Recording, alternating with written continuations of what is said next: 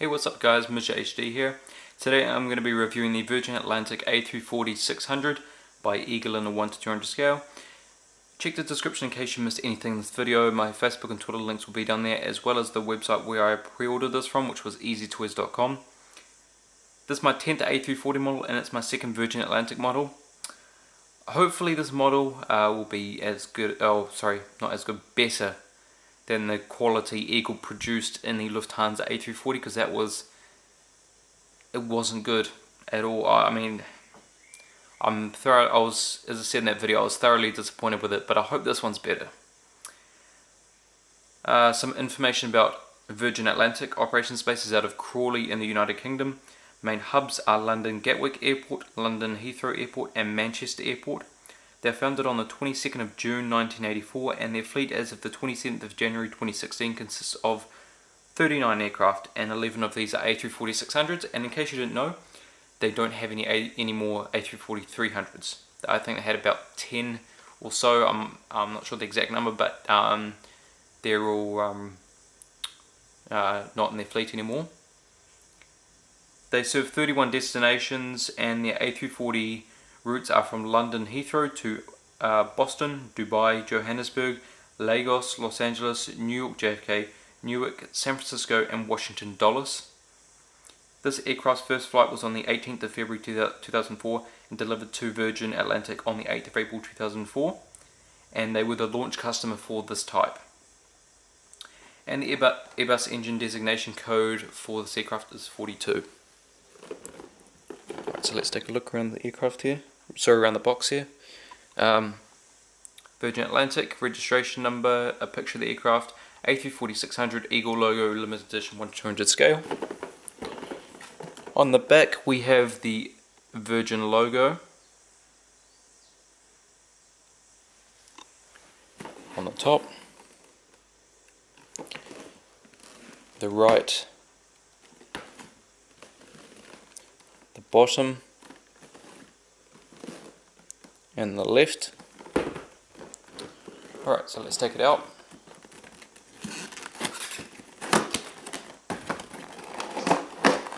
And of course with Eagle, come in plastic.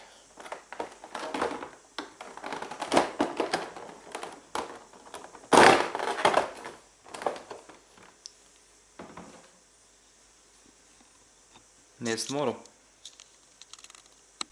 Alright guys, so the model is now out of the box. We're going to start here at the cockpit windows on the port side. I don't want to make this video as long as my previous two videos, so there isn't much information anyway, so I'm just going to go through this as quick as possible, but with as much information as possible. Cockpit windows, window wipers, pitot tube, static ports. We have the Virgin Girl carrying the UK flag. We also have Queen of the Skies, that's the name of the aircraft, although this isn't, of course, the 747 Queen of the Skies. I don't get their, logic in that, because they do have 747s in their fleet, but anyway, I'm not gonna go into have an argument about it. IL, part of the registration on the gear door, A340-600, and the Virgin Atlantic titles. Very nice. The inboard landing light is just there under the wing. You may be able to see it from here, but you'll see it definitely when I have turn the aircraft there. It's right there. Then we have the engines. These are Rolls-Royce Trent 556-61 engines, and they look really nice. I have a feeling these used to have the Rolls-Royce logo on the side. They may still do. So yeah, I'm not sure about that. So they do spin. Also there's the engine strake on the inside of the engine nacelle.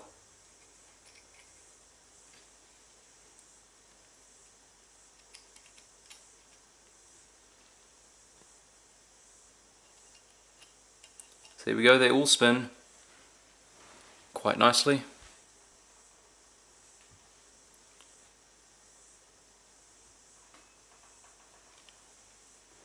Okay. Continuing along the leading edge to the red winglet and the red navigation light.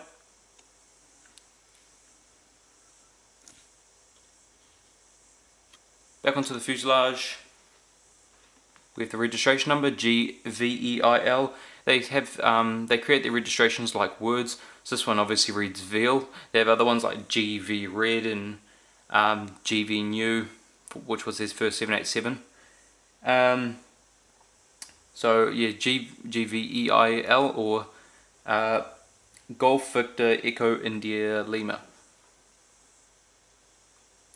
Virgin Atlantic logo on the tail with the with part of the registration number IL on top of the tail.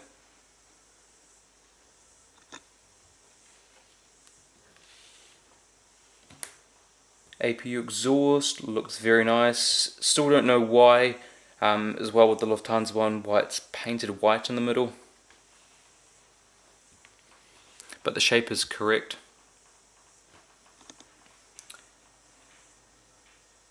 Cockpit windows on the starboard side now. Cockpit windows, pitot tube static ports. Name of the aircraft, Queen of the Skies, Virgin Girl. Part of the registration number on the gear door. Front cargo container door, A340-600. Virgin Atlantic titles. Looking very nice. Number 3 engine. The number 4 engine. The winglet with the green navigation light.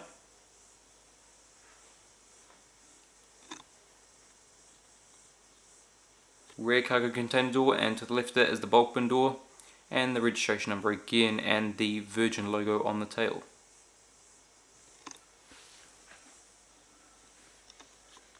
Alright guys, underneath the aircraft now.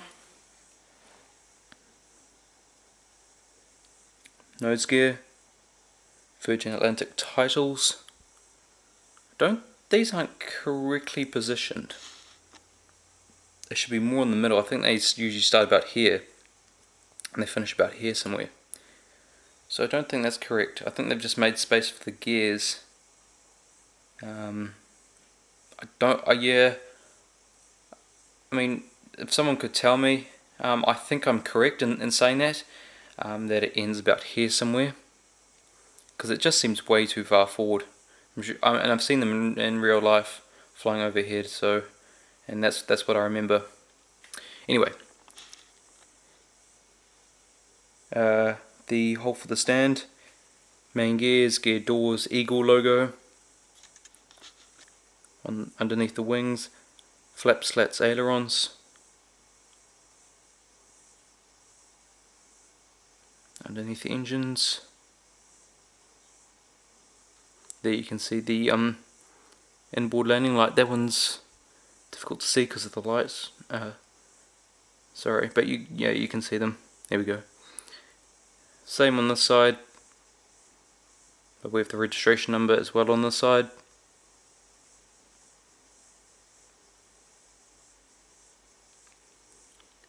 Continuing down, we have an antenna, APU housing. One thing I've noticed, this horizontal stabilizer here, see, it is loose. It doesn't come out though, which is quite odd, even though it's loose. I've used a lot of force and it still won't come out. So, I don't know. I mean, I've already had a couple of problems with my previous two Eagle models that I just unboxed. I'm not going to buy Eagle for a while, so well, at least the A340s, unless I really need them. Okay, anyway, on the top of the aircraft we have an antenna, SATCOM, anti-collision lights, ADF antennas which should be black, overwing emergency exits, flaps, slats, ailerons and spoilers, Virgin logo. See if we can read the writing. Well, I can't read it, but you guys may be able to on a bigger screen.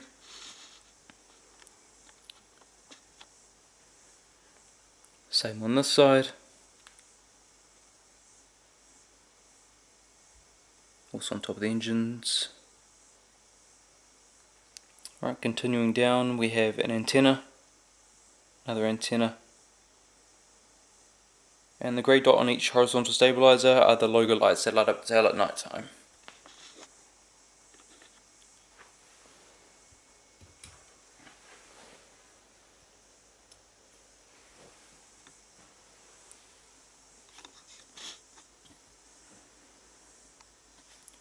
Alright, so go through the seating configurations for this aircraft.